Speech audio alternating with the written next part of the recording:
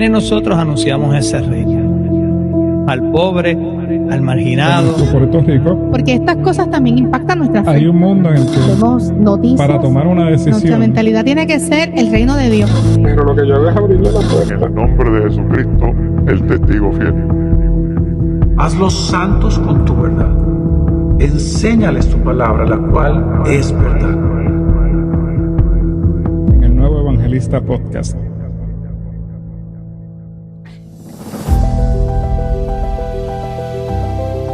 ¿Qué es eso de tomar la justicia con las propias manos? ¿Cómo pasa eso? ¿En qué momento uno dice, esa persona tomó la justicia en sus propias manos? Pero yo creo que a lo mejor antes de que él nos diga eso, es mejor definir qué es justicia. Claro. Fíjate qué cosa más interesante. Ustedes están planteando lo justo, pues obviamente sale de Dios, ¿verdad?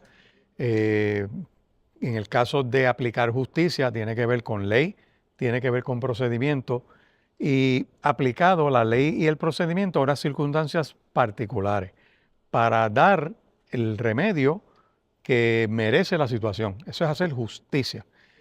Por eso es que los que van a un tribunal conocen que hay un procedimiento, conocen que hay una ley y su única función es probar qué fue lo que ocurrió.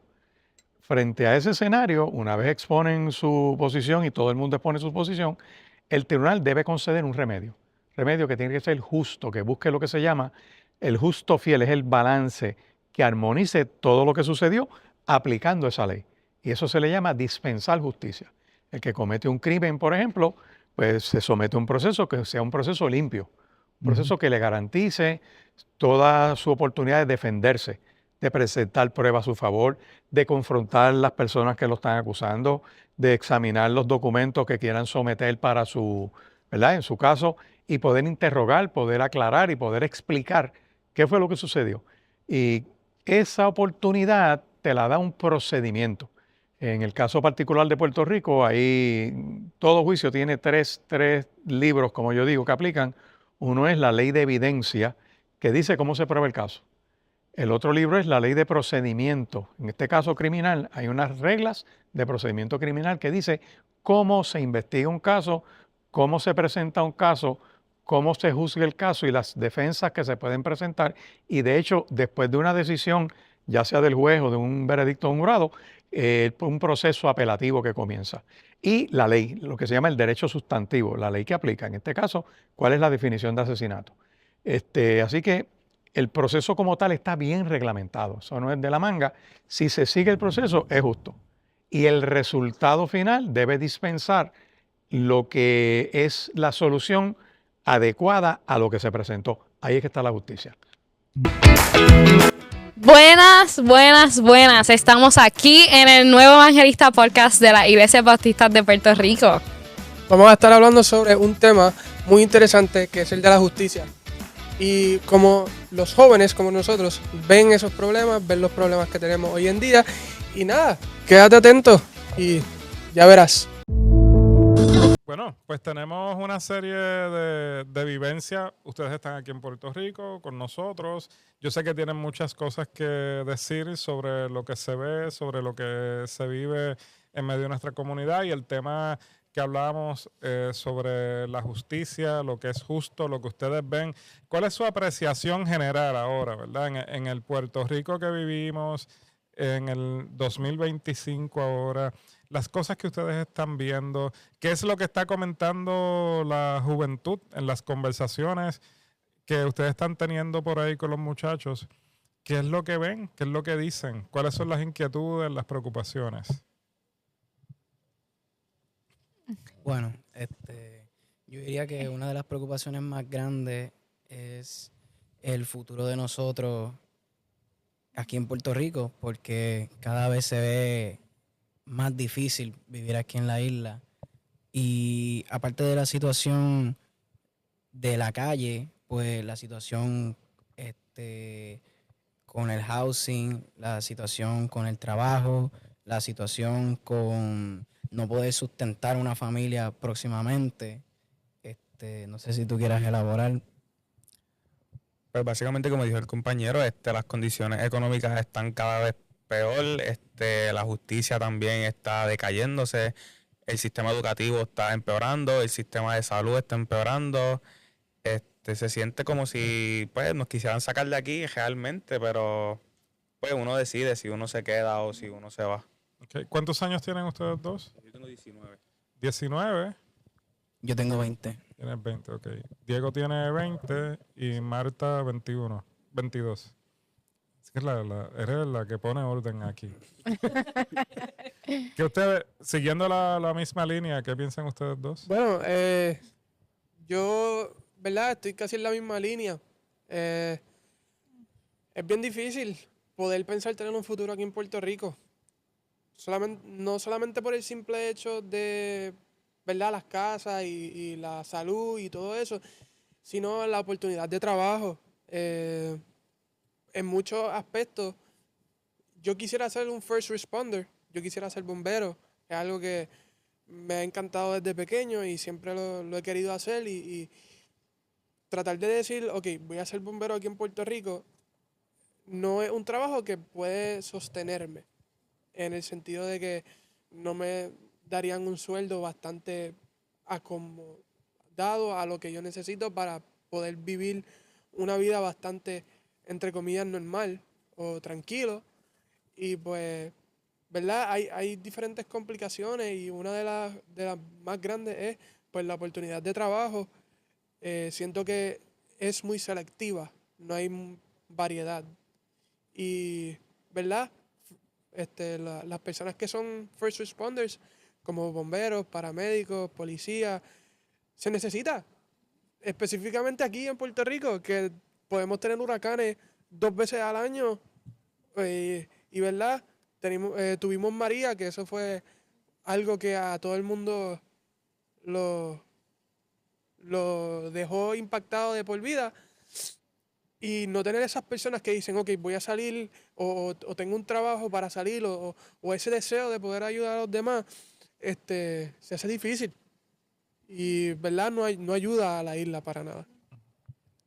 ¿Y Marta qué nos dice? 100%, ¿verdad? Yo agree con todo lo que ya dijeron en cuestión de oportunidad de empleo, especialmente porque, ¿verdad? Yo estudié afuera y realmente yo sentía que el Señor me estaba llamando a Puerto Rico, y llegué a Puerto Rico y enseguida fue como que, diache, ¿por qué regresé? Y nada, ¿verdad? Estoy en una etapa de transición en mi vida en la cual estoy, ¿verdad?, verificando qué quiero hacer en el futuro, ¿verdad?, como ellos bien mencionaban y todo eso, y es como que, diache, realmente quiero servir a la comunidad que me ha servido por tanto tiempo. La contestación es que sí, ¿verdad? Por algo es que estoy aquí. Pero nada, ¿verdad? Viene con sus challenges, ¿verdad? Como todo.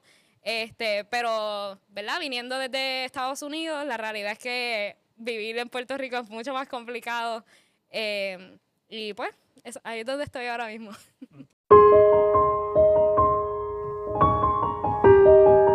El suicidio toca la puerta de cualquier persona, no importa su posición social, económica, raza, color, edad. Muy importante la edad. Así que yo creo que la iglesia debe estar preocupada, pero también ocupada en trabajar este tema, ¿verdad? Porque a veces lo vemos como un tabú, como muchos otros temas en la iglesia en años no se tocaban, pero es un tema que hay que tocarlo, porque dentro de nuestras iglesias hay mucha gente sufriendo depresión y la depresión es el paso previo, ¿verdad?, a un pensamiento suicida. Así que tenemos que estar orientados de cómo trabajarlo y cómo prevenir el suicidio, porque el suicidio se puede prevenir. Yemilza, yo creo que antes de continuar es necesario poder definir la palabra suicidio. Sí, ya el suicidio, ¿verdad?, es un acto completado de una persona deliberadamente que le causó la muerte, ¿verdad? Que decidió, yo con este acto me voy a morir. Así que estamos hablando que es algo deliberado y podría ser un acto de una respuesta a la desesperanza, algún tipo de sufrimiento emocional, algún tipo de trastorno mental. Sí, definitivamente, son varios factores, ¿verdad? Como bien hablaste en la introducción, son factores genéticos, sociales, culturales, factores económicos, violencia, etcétera. Pero ciertamente es una tristeza profunda, porque el tú decidir no querer vivir en este mundo es porque hay un vacío dentro de ti. hay una situación muy particular que te está llevando a esto. Así que ciertamente la persona debe estar en un estado muy complicado a nivel emocional para llegar a, ¿verdad?, a este acto tan difícil. Mencionaste tristeza profunda, mencionaste depresión. ¿Cuándo es que tenemos que mirar eso ya como algo peligroso para nuestra vida? Ciertamente, cuando tenemos una persona regularmente con un pensamiento suicida, ya lleva escalando por varios meses esa depresión que entra en su etapa aguda. Esto ya, esa persona, cuando hablamos de depresión podemos tener actos de depresiones todos en algún momento de nuestra vida, pero ya cuando una depresión clínica cumple con unos ciertos criterios, con unos síntomas particulares, ¿verdad? Y si esa persona tiene de 3 a 5 síntomas de esa depresión profunda, pues hay que tomarlo un poquito más seria la cosa. Entre ellos, ¿verdad?, los síntomas que podamos ver, tristeza profunda, insomnio severo, ¿verdad? Cuando tú no duermes, no descansas, tu mente no puede pensar bien, no puede actuar bien. Aislamiento social también es uno de los factores importantes. Dentro de ellos comenzamos a automedicarnos para saciar, ¿verdad?, esas demandas de nuestro cuerpo. Y dentro de esos factores también la ansiedad marcada también contribuye a que comiences a tener pensamientos erráticos fuera de tu realidad. Así que ciertamente la depresión pues nos lleva a este estado de pensamiento. Comentábamos que una de las estadísticas que identificamos es que ha habido un alza en Puerto Rico con los adultos mayores. Sí. Háblanos un poquito sobre eso. Bueno, revisando las últimas estadísticas, siempre nosotros a nivel clínico, hemos evaluado a los pacientes de 60 años o más, especialmente varones. Si de 60 años más o 45 años o más, bajamos las estadísticas, porque ha habido un aumento después de María de 40 años en adelante, especialmente los hombres, de la alta incidencia en suicidio, ¿verdad? Así que evaluamos todos esos aspectos por las estadísticas que me van hablando, ¿verdad?, y me van mostrando. Los hombres lo logran más, aunque las mujeres lo intentan con mayor frecuencia. Porque el método, ¿verdad?, los métodos que utiliza mayormente el hombre es el ahorcamiento, la asfixia, ¿verdad? Así que es un método mucho más letal que quizás otros métodos que utilizan, como la autolesión, cortarse, autofligirse, ¿verdad?, o golpearse, y utilizar medicamentos también en altas cantidades. Quiero hacer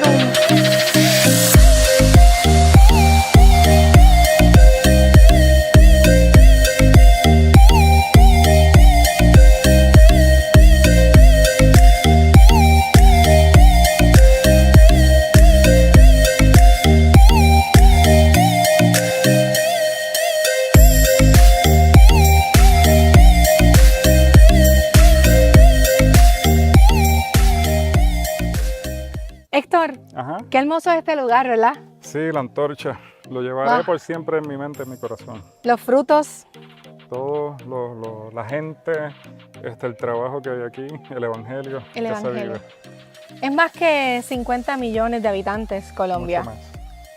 Tenemos historias que contar. Es más que una bandeja paisa. Tan rica, pero sí. Y la bandeja mixta. Y la bandeja mixta, sí. El pescado frito de la costa. Sí. Y el patacón aquel con las carnes y los frutos. Las carnes asadas. ¿Sabes qué? Es más que las creencias religiosas, es más que las clases sociales. Es más, es sobre todo, son muchas cosas. Este lugar es un lugar de mucha esperanza, la antorcha. Voilà, otra vez aquí, pero ahora nosotros estamos en tu cancha, en tu terreno, en tu casa, que es mi casa ya. Me encanta oírte decir eso. Bueno, ya yo tengo una casita ahí que están pasando unas cosas maravillosas. Están pasando cosas en la casita. Están pasando cosas en la casita. Eso es día y noche. Amén. Donde los hombres no pueden entrar, pero no se resisten ni por la ventana. Hacen visitas. Hacen visitas. Los tenemos vigilados. La cámara está directamente ahí a la ventana. Bueno, gracias. Y Leonardo, que la vez pasada que estuvimos trabajando en el podcast que estuvieron los Giovanetti también con nosotros, ¿verdad? no pudo estar porque estaba en Barraza. Sí, sí. De hecho, estaba hablando con un equipo de misioneros que venían para aquí, para la Antorcha y para Colombia. Entonces estaba en ese proceso, pero me lo perdí, pero ahora tengo la oportunidad de estar con ustedes acá. Así que hay que darle la bienvenida oficial a Leonardo Sí. al Nuevo Evangelista Podcast. Es que se recibe con aplauso. Escríbanos sus comentarios, déjenos saber. Recuerde, dale a la campanita. Dale a la campanita, por aquí está, por aquí, por aquí. Aquí está la campanita, dale a la campanita para que pueda suscribirse y estar atento a todas las cosas que están sucediendo en el podcast. Y sabemos que este podcast va a seguir. Sí, se tiene que multiplicar y mientras más likes y más shares a compartir y me gusta son importantes para que otras personas lo puedan ver. Eso es así. Tenemos aquí algo que, si la cámara, ¿verdad? Puede verlo. Mire, aquí está. Yo creo que ahí la toma muy bien. Mira, yo voy a hacer el zoom. Y ahí está. El Leonardo nos quiso colocar y yo quisiera que nos hablaras un poquito sobre esto para continuar hablando sobre lo que es este proyecto La Antorcha y la misión. Y lo que esto significa para ¿Me la permites un momentito? Muy bien, por aquí está. Mire, por aquí va. Ahí está. Bien, este es una corona que pertenece a una de las etnias en Colombia, aunque tengo que decir que esta etnia se llama Cocama. Y es una etnia que está en parte de Colombia, parte de Brasil y parte de Perú, porque está en la frontera, ¿no?, de nuestro país. Esta corona representa el liderazgo cristiano de esa etnia. Gracias al Señor ellos han llegado al Señor y hay líderes que se han preparado. Y esta corona tiene algo muy, muy, muy especial para mí, que me la regaló uno de los pastores. Me la entregó y me dijo, mira, quiero entregarte esta corona porque quiero que tú nos representes. Yo quiero que tú la uses, que la uses con respeto, que la uses y cuando te la pongas sepas que estás representando al pueblo Cocama.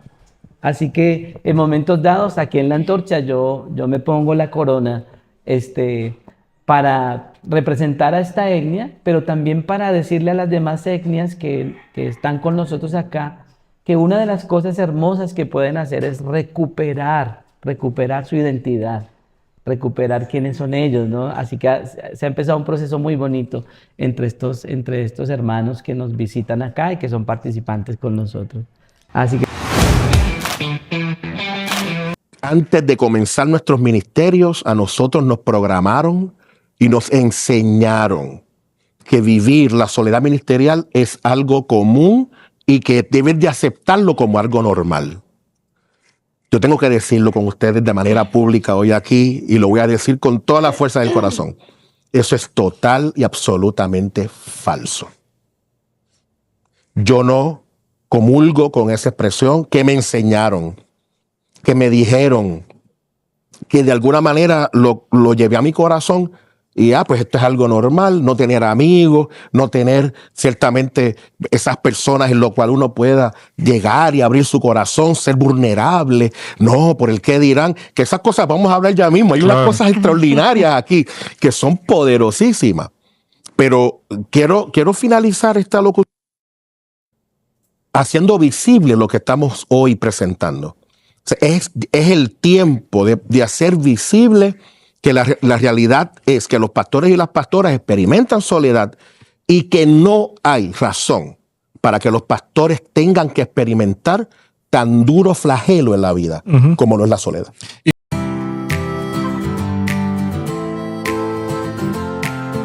Y esto me comienza a preocupar y desde el lente pastoral comienzo a preguntarme qué está sucediendo. ¿Por qué nuestros jóvenes de pronto están dejando de venir a la iglesia? ¿Qué los aleja? ¿Qué les llama la atención? ¿Qué les atrae? ¿Qué les lleva a ellos a compartir y a caminar con pasión en medio de la iglesia? ¿O qué los arrincona y qué los amontona? Y entonces, pues comencé a, ¿verdad? Antes de entrar al trabajo doctoral, comencé con esta preocupación a buscar información y a mirar tanto en Europa como en Estados Unidos qué estaba sucediendo con las iglesias. Luego, ¿verdad? Empiezo a mirar lo que está sucediendo en la iglesia en Puerto Rico y la preocupación sigue creciendo en mi corazón. Decidí tomé la decisión de comenzar a integrarme en las experiencias de la juventud, aunque todavía para ese tiempo no era la pastora de la juventud, simplemente para observar y para, si se me daba la oportunidad, escuchar a los jóvenes y ver qué era lo que estaba sucediendo con ellos. Más adelante me doy cuenta, ¿verdad? En el ministerio con familia, que había ese deseo en mí de poder servir mejor en la iglesia. Y sabía que lo que hacía, sobre todo en el ministerio con familia, donde encontramos tantas crisis, tantas situaciones dentro de nuestras familias en la iglesia, yo entendía que era por la gracia de Dios y por su misericordia y por su amor por mí, que Él me permitía, ¿verdad? Me ayudaba para yo poder entrar y trabajar unas situaciones, pero sabía que necesitaba prepararme mejor. Y es aquí que tomo la decisión entonces de entrar a estudiar el doctorado en el Seminario Evangélico de Puerto Rico, porque el doctorado en Ministerio del Seminario, pues, trabaja con lo que es cuidado pastoral a la familia. Y esa, ¿verdad?, era la preocupación mía, así es que tomo esa decisión y entro al seminario y comienzo mis estudios doctorales. Y desde el inicio se nos habla de una tesis, que tenemos que hacer esta tesis para poder terminar el grado. Y comenzamos a trabajar en los distintos cursos con material para la tesis. Y ya desde un inicio, desde un principio, yo tenía ese pensamiento en mi mente, en mi corazón, de cómo podríamos nosotros darnos cuenta como iglesia de cuál era nuestra realidad, de qué era lo que estaba sucediendo en la iglesia con la juventud. Así es que, como les dije, comencé a integrarme en todos los encuentros de juventud, en los retiros, en las experiencias en los distritos y participé, ¿verdad?, de muchas experiencias y me voy dando cuenta que nuestros jóvenes comienzan a decir o ¿verdad?, a compartir de que se sentían estancados, de que sentían que no estaban creciendo espiritualmente, de que sentían que no se les tomaba en consideración a la hora de toma de decisiones en la iglesia, que decían que quizás los currículos de educación cristiana no eran pertinentes para ellos en su contexto. Y todo esto me siguió preocupando, así que decidí, ¿verdad?, hacer el trabajo de tesis en esa línea, en esa dirección. Y entonces, pues, trabajé la tesis utilizando un diseño mixto, que todo el mundo me decía, pastora, pero tú estás tremenda, ¿cómo vas a usar los dos diseños, cuantitativo y cualitativo? Sí. Pero yo quería, ¿verdad?, no solamente hacer una encuesta y tener una encuesta con unos datos, yo quería tener testimonios vivos, experiencias reales de lo que los jóvenes estaban sintiendo y viviendo en sus iglesias. Así es que preparé la encuesta y la pude administrar a 103 jóvenes de nuestra denominación, de 13 iglesias bautistas distintas del norte, del sur. Así es que entiendo que fue un trabajo bastante completo, pero solamente trabajé con jóvenes de 21 a 30 años. Así que las voces de los de 15, 16 hasta los 20 no habían llegado, no aparecen reflejadas en el trabajo, pero son importantes porque son generaciones emergentes en este tiempo. Y tiene mucho que decir y aportar. Eso es así. Entonces, después de hacer, ¿verdad?, y administrar la encuesta, pues entonces también entrevisté a 10 jóvenes que ya no están en las iglesias bautistas, que sus inicios se dieron, ¿verdad?, en la iglesia, que quizás se criaron en las iglesias bautistas, pero hoy en día no están. Y también utilicé jóvenes de distintas iglesias que yo misma había conocido en las experiencias de la denominación. Así es que, pues, tomé esta decisión y comienzo este trabajo y empiezo a darme cuenta que detrás de cada testimonio, detrás de cada historia, detrás del dolor que presentaban muchos de nuestros jóvenes, ¿verdad? Hay un rostro, ahí hay una persona real que merece ser escuchada en este tiempo. Así es que ahí entonces seguí trabajando con la tesis, ¿verdad? Y pude llegar a encontrar 4 áreas estratégicas con muchas variantes, porque definitivamente las encuestas, ¿verdad? Pues presentaban muchas alternativas para que los jóvenes pudiesen escoger y pues sí se dieron distintas variantes, pero hay 4 áreas estratégicas muy importantes que nosotros como denominación debemos conocer en este tiempo. Y lo primero... Porque uno se jubila con unas intenciones, con unos planes, no a sentarse en una hamaca o acostarse en una hamaca, sino a hacer la labor que el Señor quiere que uno haga. Y yo me jubilé de una iglesia que amaba, que fue la Iglesia Bautista de Medianía Alta, que estuve 17 años allí, que me trataron muy bien, y allí cumplí mis 37 años del ministerio pastoral. Luego de ahí, pues uno dice, ahora me dedico a predicar en las iglesias y a dar conferencias, que ha sido, mi esposa y yo hemos estado activos en las conferencias para matrimonio. Y desde un momento dado nos llega una noticia de que estamos siendo considerados, especialmente mi persona, como ministro ejecutivo interino. Desde el primer punto y a primera impresión uno dice, no, yo no. Pero el que llama es el Señor. Y cuando el Señor llama hay que responder, hay que ser obediente. Y yo por 37 años he tratado de ser obediente al Señor. Y entonces le dije que sí al Señor, que es un trabajo transitorio, como dijo la compañera pastora Angelique, que es un temporero, pero que vamos a hacer la labor que el Señor diga que tengamos que hacer. Yo estoy bien claro que yo vine aquí por el Señor. Yo no vine aquí a agendas escondidas, ni con combos que estén detrás de mí, ni ideologías fundamentadas en mi mente. No.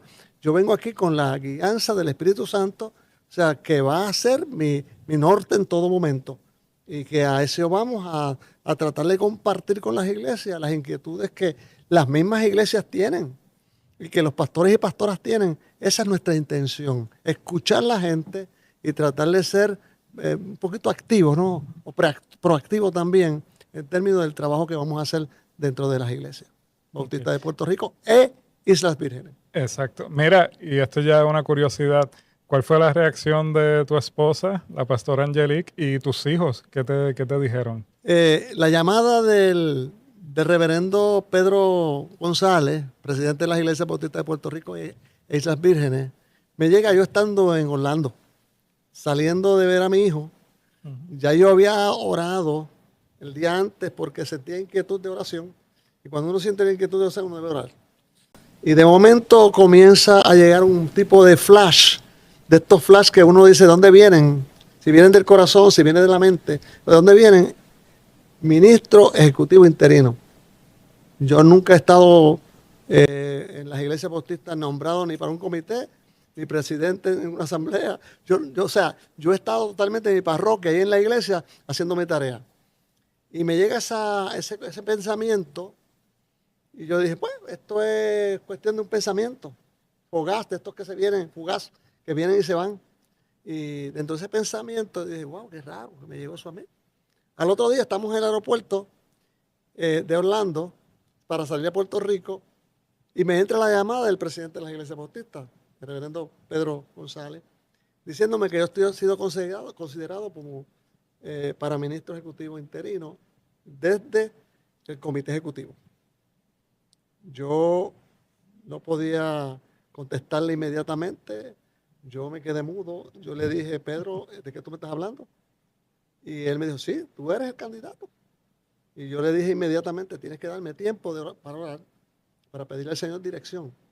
Y ahí entramos en ese tiempo de oración y luego yo le comenté a él que quería compartir con la Junta cuáles son mis inquietudes, quién soy yo, cómo yo pienso, y que ellos evaluaran de nuevo si querían que yo fuera el candidato. Pero antes que eso ya tenía que hablar con mi esposa. Exacto. Y Mi esposa como ministro de fin se quedó impresionada. Me dijo, ¿qué es esto? ¿Qué ha pasado? Porque es otra etapa en la vida de uno. Es otro desafío dentro de lo que es la vida ministerial. Y un cambio de Y planes. un cambio de planes, seguro, porque a nosotros nos encanta viajar. Y después me comuniqué con mis 2 hijos, mi hijo mayor y mi hijo menor. Y le dije, yo, mi papi, yo creo que si te están dando esa oportunidad, tú tienes que evaluar. Y tú sabes que los hijos siempre tienden a proteger a los padres, pero eso es bien para ti, te sientes bien, porque ya tú saliste del pastorado, ahora es más responsabilidad, un cargo que tiene unas implicaciones dentro del trabajo, eso es fuerte. Pero ellos entendieron que, y ellos saben que cuando papi de casa les dice algo es porque papi, el pastor, habla con Dios. Y cuando tú tienes en tu casa el modelo de que tus hijos te ven a ti orando, ellos saben que tú tienes una relación con el Señor seria. Y dijeron que si es el Señor, pues adelante. La diferencia, ¿verdad?, en la nave principal y lo que ocurre en el otro lado con los niños. Y somos una misma iglesia y los niños tenemos que transmitirles a ellos el sentido de pertenencia, de que esta iglesia también es de ellos y que muchas veces, ¿verdad?, yo se lo digo a mi congregación y ellos lo saben, nosotros vamos a seguir creciendo, nosotros nos seguiremos, ¿verdad?, el curso que Dios nos permita llevar. ¿Y quién se va a quedar a cargo de la iglesia? Estos niños, estas niñas que están creciendo. Por eso necesitamos experiencias donde ellos participen como parte de la iglesia y de que ellos digan, esta también es mi iglesia y yo quiero ser diácono, yo quiero dirigir la adoración. Yo le digo a muchos de los jóvenes, ellos los están mirando a ustedes y ya se están identificando. Yo quiero tocar la batería, yo quiero tocar el piano, yo quiero cantar, yo quiero recoger la ofrenda. Preguntan. La palabra diácono, ¿qué es eso? Y uno va, ¿verdad?, clarificando, porque yo siempre, ¿verdad?, me gusta decir que ya Dios está tocando corazones y está haciendo llamados en medio de ellos. ¿Qué nos corresponde a nosotros? Acompañarles en ese desarrollo, ser de apoyo a sus familias. Hablaste que tu primera experiencia fue junto a Ricardo Mayor, pero Ricardo se jubiló los otros días de una larga jornada. O sea, debo entender que tú eras adolescente o una niña cuando él te llamó. 12 años. 12 años. O sea que básicamente eres una niña en la transición a comenzar a ser un adolescente. Así que es un ejemplo vivo y claro, donde no eras una niña que estaba en el cuido o en la guardería de la iglesia, sino que pudiste ser una niña entonces integrada en la vida de la iglesia. Y entonces, ahora, cuando te toca dirigir, te toca pastorear, ¿cómo logras trabajar para que entonces tus niños o los niños que tienes en la iglesia no estén en una guardería, sino que comiencen a integrarse? Y qué bueno que lo traes, porque ciertamente esa es la imagen que uno ha querido, ¿verdad?, romper durante todo este tiempo, el paradigma de que los niños van a entretenerse, de que el Ministerio de la Niñez pues es una experiencia donde ellos están aquí entreteniéndose o distrayéndose, o que es un cuido, pero nosotros estamos formando líderes y hay que darles esas oportunidades. Lo hacemos mayormente en las experiencias de la Iglesia de la Niñez, donde entonces se le permite que participen como parte del devocional. Muchos de ellos pues se les coloca su esclavina de diácono y recogen las ofrendas o hacen la lectura bíblica. En algunos casos los preparamos para que lleven el mensaje de esa mañana o que compartan, ¿verdad?, sus experiencias. Y poco a poco dentro de eso, pues después cuando nos toca en alguna experiencia de adoración en el templo, pues también ellos participan de lo que es la adoración. Así que yo creo que esa manera de integrarnos los unos a los otros es bien importante. Okay. ¿Y qué cosas o qué recuerdas, experiencias que te hayan marcado de algo que haya dicho una niña, un niño, una predicación que hicieron? ¿Qué recuerdas? Pues mira, voy a recordar, y saludos a ella también si me escucha, la primera predicación de Juliana Santiago, que es la hija del pastor Omar, fue en una iglesia de la niñez. Qué bien. Y con la pregunta que ella habló, porque estaba hablando de la limpieza y la pureza. Ella chiquita. Chiquita, Juliana tendría para ese entonces como 10 años, 10, 11 años. Fue, ¿verdad? Ustedes la conocen, que ella es bien espontánea. Y todos ustedes se bañaron hoy. Así ella empezó su mensaje, ¿verdad? Y verla ahora, porque la veo, la sigo como ella, ¿verdad? Dios la usa, pues eso son experiencias maravillosas. Te puedo decir de otro niño que estábamos hablando de los asuntos de siempre la preocupación de lo que ellos están escuchando, a lo que ellos están interactuando, lo que están viendo. Y uno se dice, por eso es que yo le digo a mi mamá que deje de estar viendo esas cosas. Yo se lo digo lo que me dicen aquí, yo se lo digo a mi mamá, deja de estar haciendo esas cosas porque en la escuela bíblica me dicen que eso es malo. Y si yo no lo puedo ver, tú tampoco. Entonces vemos cómo entonces ya están llevando a la casa lo que están aprendiendo en la iglesia. Es que los niños son más propensos, ¿verdad? Ese terreno está más fértil, es más fácil para poder sembrar, pues si se instruye el niño en tu camino, instruye.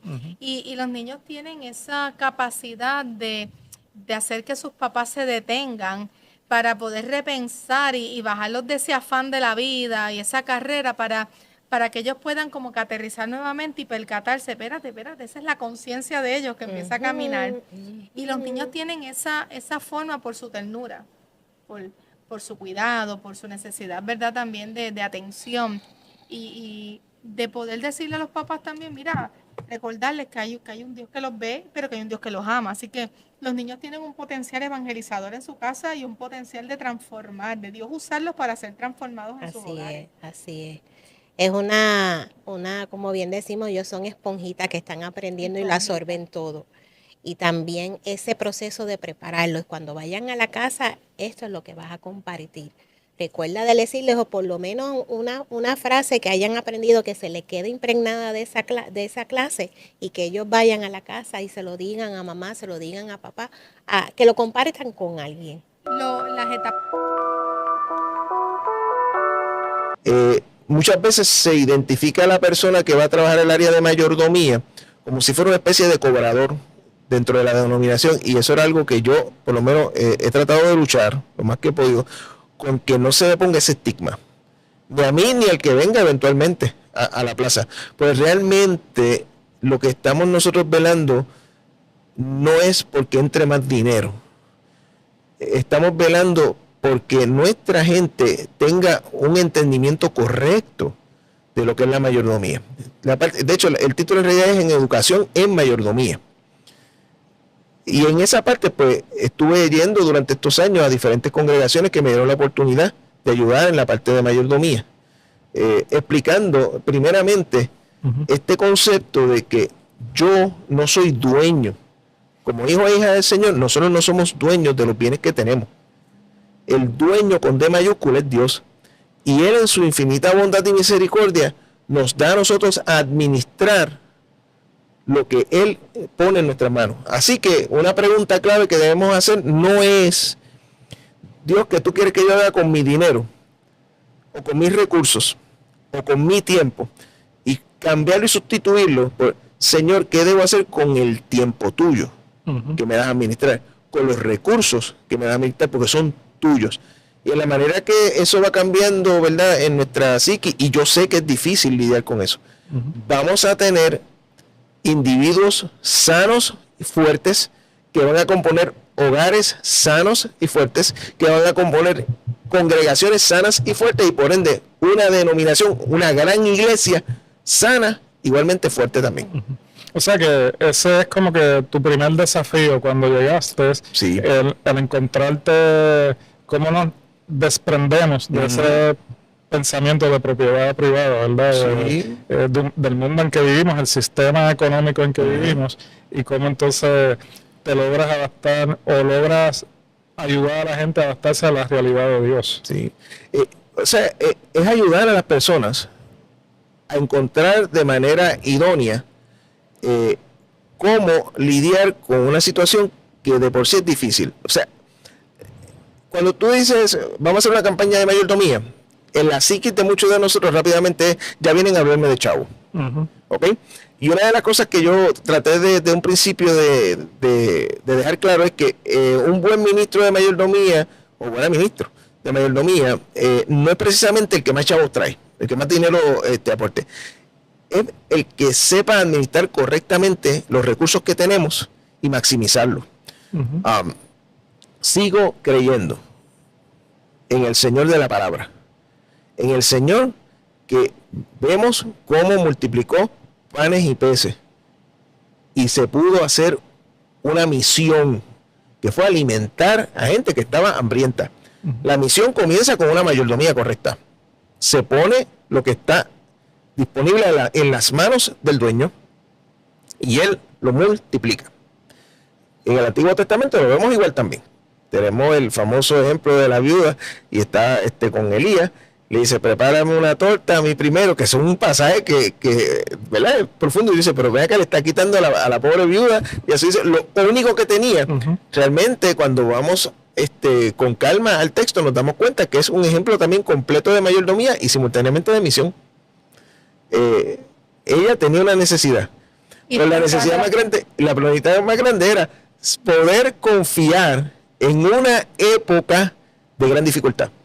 Y yo creo que en la medida que nuestras congregaciones vayan desarrollando este tipo de conciencia, nos vamos a dar cuenta de que precisamente si está fuerte y duro la situación ahora mismo a nuestro alrededor, nosotros estamos del lado del duro de verdad, que es nuestro Señor. El que bota la bola, para hablar, ¿verdad? En el argot del béisbol que nos gusta, el que bota la bola en el inning de mayor dificultad que nosotros podamos tener. Ese es nuestro día. Una historia quizás triste para algunos, feliz para otros y sobre todo para mí. En el año 2009, pues yo soy maestra de profesión del Colegio Bautista de Carolina y allí en el colegio me empezaron los dolorcitos esos y cuando fui al médico pues tenía cáncer del colon. Ese tiempo fue un tiempo de toma de decisiones, un tiempo complejo, pero siempre la bendición, el poder del Señor a través de mi vida, Él me decía que iba a restaurar mi salud. Y restaurar mi salud, pues yo al principio no lo veía como que me iba a sanar del cáncer, pero con el tiempo el Señor fue haciendo cosas con mi vida. Empecé un proceso pues para ir a los médicos, que uno va como a 1000 médicos. Yo no sé cuántos médicos uno tiene que ir cuando tiene la problemática del cáncer en la vida de uno. Pero el doctor por excelencia siempre estuvo cuidándome. Amén. Y de tal manera que llegado el momento, fui a un retiro y en ese retiro él me dijo directamente, yo restauro tu salud. El restaurar mi salud me enseñaba a mí que era un testimonio que yo tenía que contarle a aquellos que estaban alrededor mío. Y así mismito fue. Comencé a planificar cómo lo iba a hacer. Y el Señor que se encarga de todo y hace como Él quiere, solamente tenemos que ser obedientes a Él, me dijo, no es que vas a ir a hablar, aunque sí, en ocasiones pues voy a los lugares, siempre me encargo de decir algo, pero me habló de escribir un libro. Pero un poquito desobediente, yo fui dejándolo, me operaron, la operación, no, siempre le digo a la gente, no se crean que fue tan fácil, que ya terminó todo, me dieron pastillitas o no, al contrario, cogí unas 50 y pico de quimioterapia, cogí radioterapia, estuve acostada, utilicé una máquina por mucho tiempo y durante todos esos momentos la presencia del Señor estaba conmigo. Cruzita, ese día...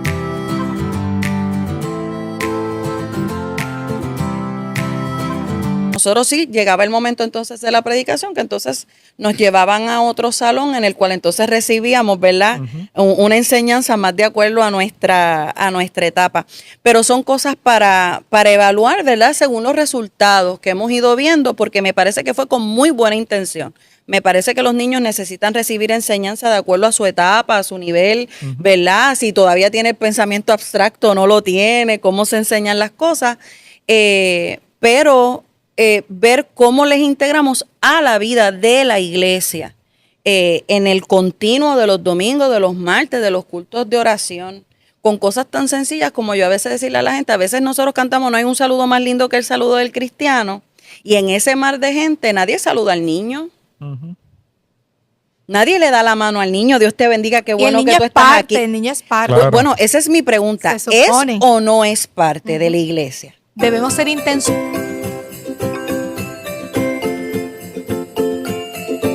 Qué bueno ha sido este tiempo, ¿verdad? Nosotros aquí, desde el encuentro pastoral.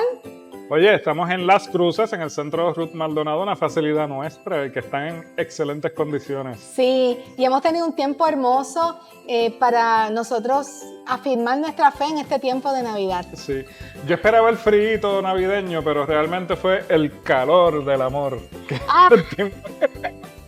sentimos por aquí. Vivimos en otra época, pero ciertamente el compartir, los abrazos, la gente que no veíamos hace un año, así que estamos bien. Así. Bien y qué bueno, contentos. si usted escucha por ahí algunos ruidos que entran por el aire, es que estamos trabajando aquí desde el área de Las Cruces y hemos aprovechado para conectar con ustedes en este espacio. Tuvimos una visita aquí especial, ¿verdad? Sí, espero que hayan disfrutado la trulla. Los pleneros panas, ¿verdad? Sí. De Vegas y Farallón. Son ¿verdad bien excelentes músicos y bien entregados y afinaditos. Sí, y afinaditos. Y nosotros nos colamos ahí porque pensamos que también... Nos prestaron Pero aquí. me ven las manos. Ya. Bueno, porque estas son de verdad. Colorá. No son las que compramos por ahí, estas son de verdad. Sí. Y mira, tenemos una decoración hermosa por la presidenta de tu iglesia, Mira, que fue sí, María haciendo del el trabajo Mar, aquí, sí. María del Mar. Está por ahí, así que gracias, María del Mar, por tu labor y entrega a Dios y el servicio que da la denominación.